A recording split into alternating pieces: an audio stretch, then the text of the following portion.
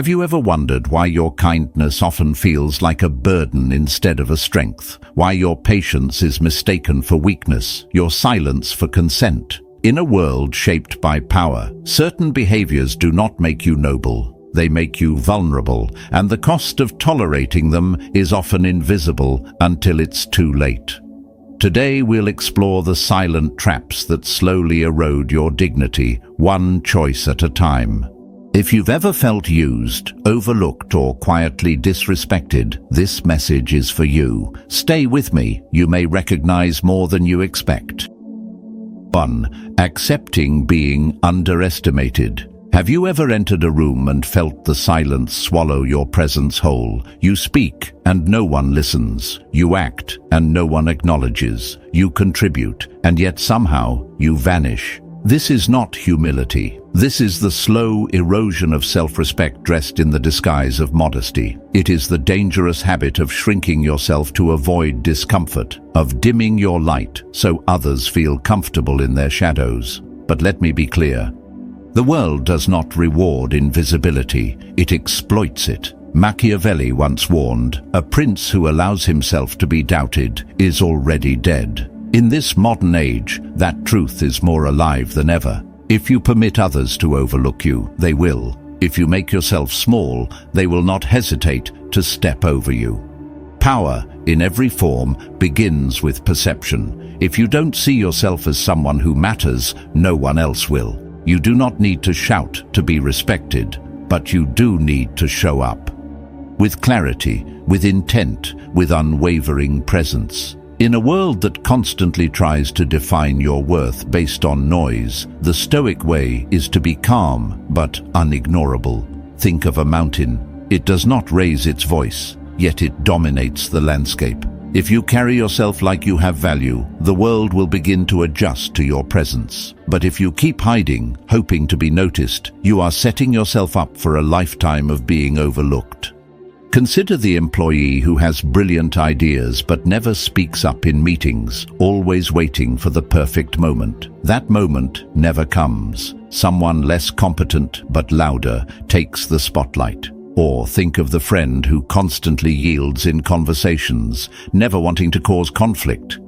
Eventually, they become forgettable. This is not humility. This is self-erasure.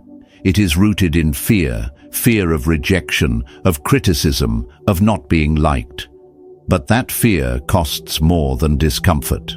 It costs your identity. You need to understand this. Taking up space is not arrogance, it is survival. If you do not stand in your truth, the world will hand your place to someone who will. Your voice matters, your perspective has weight, your decisions carry force. And if no one around you seems to see it, maybe it's not your voice that needs changing. Maybe it's the room. The Stoics teach us that while we cannot control the opinions of others, we can always control how we show up. And showing up is half the battle. Be deliberate. Be visible, not for applause, but because the world belongs to those who refuse to disappear. At the end of the day, being underestimated is not your destiny. It's a condition you permit. Reclaim your presence. Step forward with conviction. And remember, in the game of power, those who do not claim their value are quietly erased by those who do. 2. The illusion of infinite forgiveness. There is a dangerous belief that floats through modern culture like a noble virtue, the idea that unconditional forgiveness makes you enlightened, that to forgive again and again without pause or consequence is the mark of maturity and strength. But Machiavelli saw straight through that illusion. He wrote, "He who does not punish evil commands it to be done." In other words, every betrayal that is overlooked is not neutral. It is a signal. It says to the betrayer, "You can do it again," and they usually will. Betrayal is not a misstep. It is a decision, a conscious crossing of a boundary. And while forgiveness may be a personal virtue, tolerating betrayal without consequence is not moral high ground. It is weakness disguised as grace. When you forgive without action, without setting a line, you do not elevate yourself. you lower your worth in the eyes of those watching. You make yourself more accessible to those who feed on leniency, and they will return, not with gratitude, but with sharper knives. Look at history. The greatest leaders, the strongest minds, the most revered strategists never let betrayal slide, not because they were cruel, but because they understood the psychology of power. When someone crosses a line and finds that the line was just imaginary, they lose respect for the boundary and for the person who drew it. Forgiveness is not weakness if it follows clarity. If it is extended after reflection, after a clear consequence has been delivered, then yes, it can be a display of inner strength. But forgiveness without boundaries is not strength. It is surrender. And surrender attracts those who only come close to conquer. Think of a friend who spreads a secret you trusted them with. You confront them, but after a brief apology, you brush it aside. You forgive quickly, hoping to preserve the relationship. But no lessons are learned. A month later, another secret slips, and now the damage is deeper. This is not a story about betrayal. It is a story about what happens when we train others to see our forgiveness as a loophole. There is also another truth most people avoid. Forgiveness without communication is noise in the void. If the other person does not know they crossed a line, does not feel the weight of consequence, or see the cost of their action, what have they learned? Nothing. They will repeat the pattern, and you will suffer again. And if you continue to suffer by your own consent, ask yourself this: is it because you are kind, or because you fear confrontation? One leads to peace, the other leads to your destruction. Forgiveness should never be given out of fear. It should be a decision born from clarity, not avoidance. A Stoic understands that inner peace is not the absence of conflict, but the presence of integrity. To forgive without being used, to release without becoming weaker, that is the true art. Anything less is just an excuse to avoid the work of setting standards. In the game of power, those who refuse to draw lines become the path others walk on. Do not confuse kindness with foolishness. Real forgiveness begins where self-respect does. 3. The weapon of kind words. There is a subtle trap that many fall into without even noticing. It is not loud, it does not scream or threaten, it whispers. It comes wrapped in politeness, in a soft voice, often with a smile. It is criticism disguised as concern, judgment clothed in kindness. And if you are not awake to its nature, you will accept every word as gospel. You will carry it like a burden that was never yours to hold. This is the weapon of kind words, and those who seek to control rather than to help have mastered it. In the pursuit of wisdom and inner strength, a Stoic understands that not every voice deserves space in the mind. Power begins with discernment. Just as you would not allow a thief to walk freely through your home, you must not allow every opinion to walk freely through your mind. Some people do not criticize to help you grow. They do it to shrink you, to weaken your resolve, to feed their own ego at the expense of your self-worth. And the tragedy is, if you believe every soft-spoken critique as if it were sacred truth, you hand them the keys to your confidence. Consider this. You are working hard on a personal goal, a business idea, a new project. A so-called friend comes to you and says, "I just don't want you to get your hopes up too much. This sounds risky." On the surface, it sounds like care, but underneath, it is not concern for your well-being.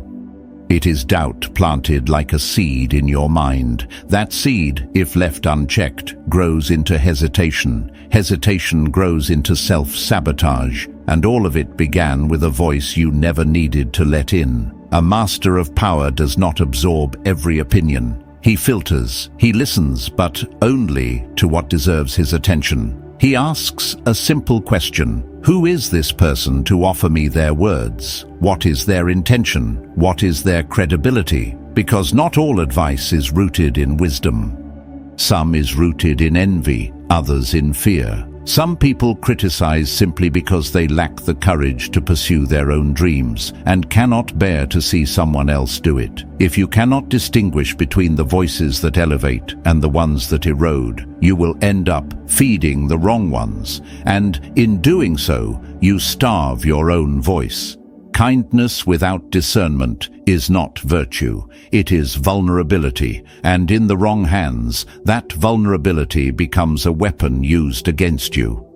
That is why the Stoic must protect his mind with the same vigilance he protects his time, his energy, and his peace. Guard your thoughts as you would guard your wealth. Do not allow unearned words to gain value in your inner world, because once you let someone's careless opinion enter your mind, you give them power they did not earn. Let this be clear. You are not obligated to listen to everyone. You have the right to filter. You have the right to protect your focus. You have the right to ignore. Listening to criticism is not a sign of maturity unless that criticism serves a purpose, is rooted in truth, and comes from someone who has your growth in mind. But if their words sting without direction, if their tone belittles without offering clarity, they are not guiding you, they are poisoning you, and your silence, your acceptance, your agreement only deepens the wound. In the game of power, the first territory you must conquer is your own mind.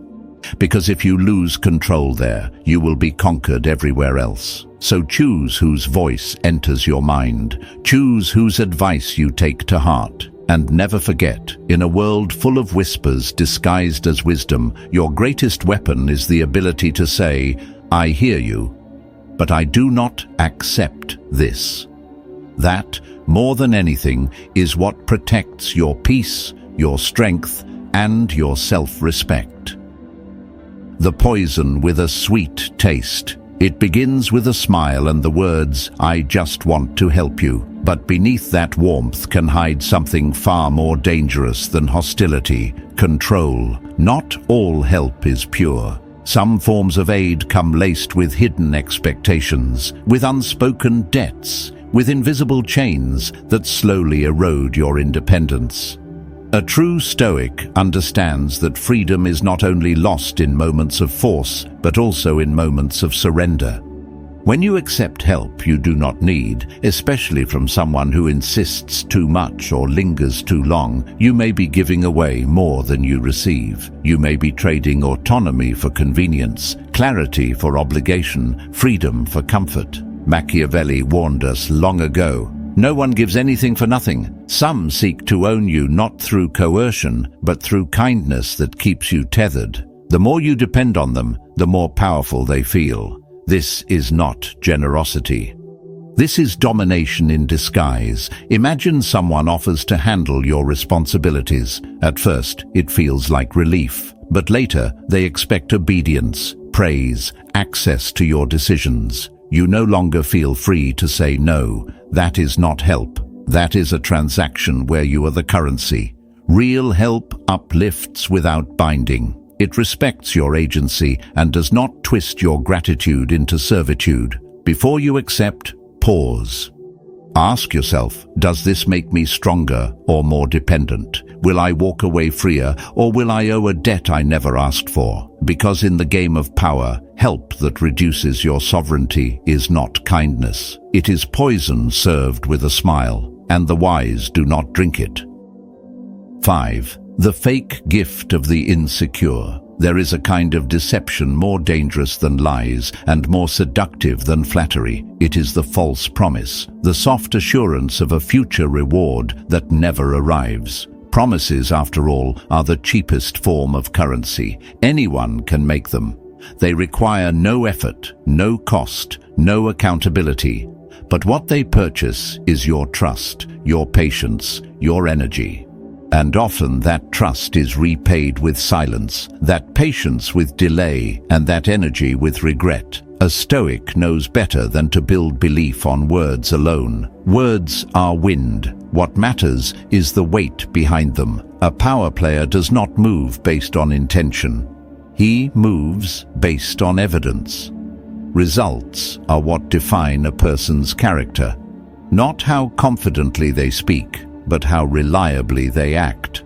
Promises may sound noble, may soothe your uncertainty in the moment, but when the moment to act arrives, they often vanish like smoke. A wise man does not listen to what people say they will do. He watches for what they have already done. And yet, the most dangerous promises are not made by liars or manipulators. They are made by the insecure, people who depend on your belief in them to feel valuable. These are individuals who cannot validate themselves, so they borrow your faith to feel important. They promise outcomes they cannot control. They sell the future like it is theirs to give. But when the time to deliver comes, they crumble, not because they are evil, but because they were never ready to lead. Then they blame timing, luck, external pressures, anything but themselves. And you, if you're not careful, become the excuse for their failure. Consider someone who says they will change. They will start that business. They will fix that habit. They will step up. You believe them because they say it with passion, but weeks pass, months, nothing changes. And when you ask why, they tell you it just wasn't the right time. The truth is, it was never about the timing. It was about their fear of facing reality without the shield of your belief. This is not just about avoiding disappointment. It is about protecting your energy from illusions that feed on your optimism. Because when you trust in empty promises, you are not only wasting your time, you are building someone else's fantasy with your own hands. That is not support. That is self-betrayal. A Stoic must learn to demand more than reassurance. Demand clarity. Demand action. Demand proof. Not because you are cynical, but because you understand the price of misplaced trust. Remember, being useful is not the same as being valuable. The world is full of people who are helpful but replaceable.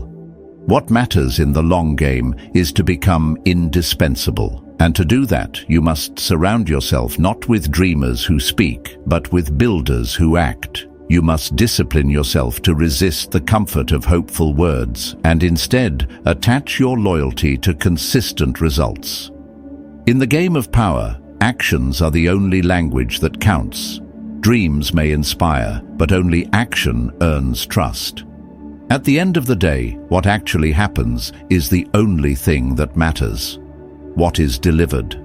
What is followed through? That is the measure of character, the foundation of leadership, the mark of wisdom. Anyone can say they will build an empire. Only a few will lay a single brick. And those are the people you should invest in. Everyone else is noise. So the next time someone offers you a promise, ask yourself one question. Have they earned the right to be believed? If the answer is no, walk away, because your belief is powerful. And it should never be given lightly.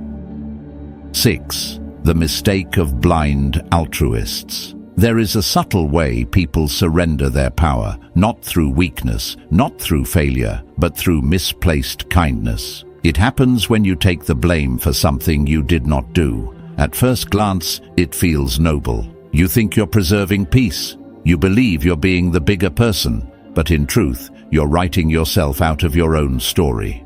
Taking false blame is like signing a blank contract and letting others decide the terms.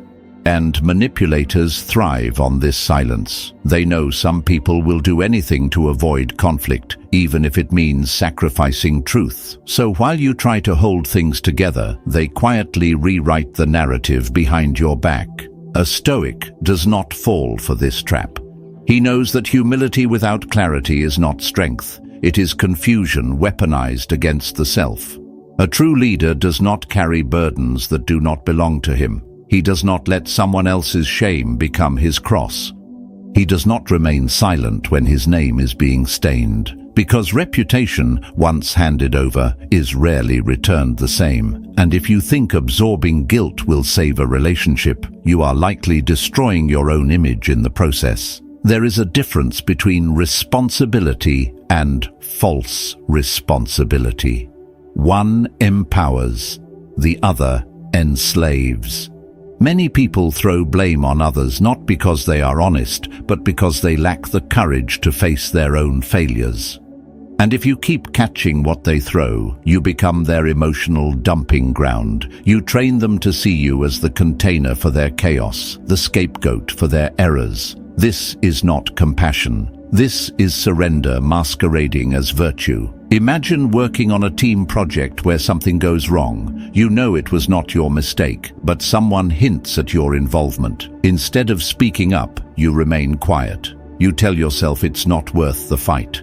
But days later, you notice your name is the only one associated with the failure. Others walk away untouched. You are left holding the consequences. This is the cost of blind altruism. You did not protect peace. You enabled injustice. A Stoic understands that boundaries are not a lack of kindness. They are the foundation of self-respect. You are not responsible for everything. You are not here to absorb the dysfunction of others. You're only accountable for your own actions, your own words, your own decisions, and that is enough. If someone tries to burden you with what is beyond your control, remember, it says more about their character than yours. Mature individuals own their failures. Immature ones delegate them to whoever stays quiet. And if you constantly accept blame that is not yours, it may not be because you are humble. It may be because you fear rejection. You crave approval more than you value your own integrity. But understand this, you do not need to be perfect to be respected. You need to be honest. Honest about what you did, and just as importantly, about what you did not do. There is no strength in silence if that silence is mistaken for guilt. In the game of power, the greatest danger is not always in confrontation. Sometimes it is in appeasement. When you accept false blame, you erode the foundation of your authority. People stop seeing you as strong. They see you as convenient, a soft target, a shield to hide behind. And the more you allow this, the less your name carries weight. Eventually, your silence is no longer seen as grace. It is seen as guilt. So guard your name. Speak your truth. And never allow someone else's failure to wear your face. Forgiveness is wise, responsibility is noble, but false blame is poison. Drink it too often, and no one will remember what your real role ever was. Choose integrity over false peace. Choose clarity over appeasement, because in the end, only those who protect their name can truly lead their life. 7. The price of useless generosity. There is a silent kind of betrayal that does not come from lies or insults, but from silence and neglect. It happens after you have given your time, your energy, your presence, your care. And instead of thanks, what you receive is indifference. Instead of appreciation, what you are met with is expectation. That is the moment it hits you. Not that you gave too much, but that you gave it to the wrong people. People who not only failed to say thank you, but who also believed in the depths of their entitlement that you owed it to them, that you deserved to be drained, that your kindness was a duty, not a choice. A Stoic knows better. A master of power learns quickly. Energy is not infinite. Time is not free. Generosity, when given without reflection, becomes a weapon used against the giver. What starts as virtue turns into self-erasure. You become the one always showing up, always helping, always adjusting, until one day you realize you have built a pattern where others take and take, and you stand there wondering why no one gives back. The answer is simple. You trained them to expect without effort. You condition them to believe that your giving is part of the background, like air or water. And no one thanks the air. No one honors what they consider automatic. Many people mistake endless generosity for love. They think that by giving more, they will finally be seen, finally be respected, finally be loved in return. But love without boundaries becomes servitude. Generosity without standards becomes exploitation. You think they will see your efforts and reciprocate, but what they see is that you do not require anything, that you expect nothing. And from that, they conclude that you must not be worth much. Because in the psychology of power, anything that costs nothing is valued at nothing. Imagine a man who helps everyone around him. He gives rides, lends money, offers his time. At first, people are grateful, but after a while they stop saying thank you. They begin to expect it. And when one day he says no, the same people who once praised him now call him selfish. What changed?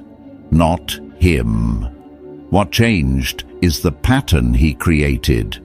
He taught them that his generosity had no limits, so the moment he tried to set one, they saw it as betrayal. This is why Stoicism teaches not just restraint, but discernment. Not every good act is a wise one. Giving is noble, but it must be guided by reason. Ask yourself, does this person appreciate my time? Do they show up when I need them? Do they speak my name when I am not in the room? Or are they simply using my effort to avoid doing the work themselves? If the answer is silence or excuses, then it is not kindness to continue giving. It is self-abandonment. You must learn to filter your generosity. Focus it on those who mirror it, on those who understand the value of what you offer. Because real gratitude is not loud, but it is consistent. It shows in action, not in performance. It shows in return, not just in thanks. And if there's no return, no recognition, no respect, then your giving is not being received. It is being consumed. Do not be afraid to stop giving where you are not valued. That is not bitterness. It is clarity. Generosity should lift both people, not exhaust one and enable the other. And remember this, you are not required to be endlessly available just because you have the capacity to help. Your worth is not measured by how much you give. It is measured by how wisely you choose to give. In the game of power, those who give without asking eventually disappear. Not because they are weak, but because they allowed themselves to be emptied by those who never intended to fill them back. So stop, observe, and from this day forward, give where your presence is respected, not where your silence is exploited. That is not selfishness. That is Stoic wisdom.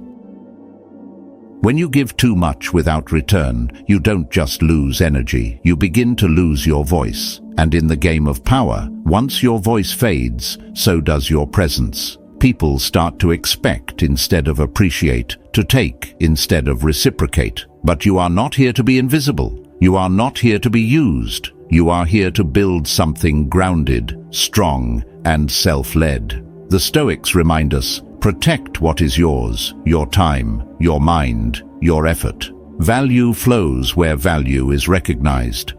If today's message reminded you of something you've tolerated for too long, now is the time to draw your line. Let this be the day you stop apologizing for having limits. If you're ready to take back control, consider subscribing for more and drop a comment with the words, "Set the line," to show you're claiming your space. Stand tall, move wisely, and I'll see you in the next chapter. Your power begins when your tolerance ends.